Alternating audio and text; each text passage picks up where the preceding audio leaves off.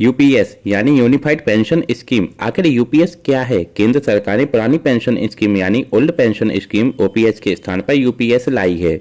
NPS यानी new pension scheme के खिलाफ काफी आंदोलन हो रहे थे, इसलिए सरकार यूपीएस को लाई है। केंद्र सरकार ने अप्रैल 2023 में एक कमेटी बनाई थी। वो जो कमेटी थी उसके अध्यक्ष टीवी स्वामीनाथन बनाए गए थे।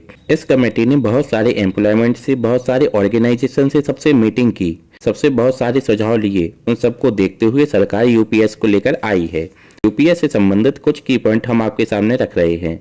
नंबर 1, यूपीएस से केंद्र सरकार के 23 लाख एम्प्लॉयमेंट को फायदा होगा। नंबर 2, एनपीएस या यूपीएस में किसी एक को सिलेक्ट करने का ऑप्शन भी मिलेगा।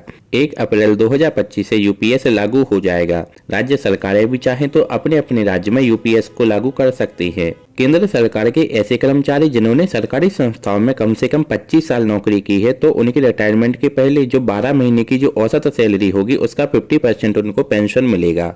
यदि कोई कर्मचारी 25 साल से कम व 10 साल से अधिक की नौकरी करने के बाद रिटायरमेंट लेता है तो उन्हें उनके अनुपात के आधार पर पेंशन का लाभ मिलेगा। मान लो किसी कर्मचारी की सर्विस के दौरान मौत हो जाती है तो उसकी फैमिली को पेंशन दी जाएगी। जब उसकी मौत हुई है तो उस समय जो सैलरी थी उसका 60% पेंशन दी जाएगी। अगर कोई कर्मचारी मिनिमम 10 साल तक सरकारी संस्थाओं में सेवा करता है, यदि उसकी सैलरी का 50% 10,000 से कम है तो उसे मिनिमम 10,000 तक की पेंशन दी जाएगी। केंद्र सरकार ने एक बात और कही है, जो कर्मचारी 2004 से 2025 के बीच सेवानिवृत्त हुए हैं उन्हें भी इस पेंशन स्कीम का लाभ जरूर मिलेगा।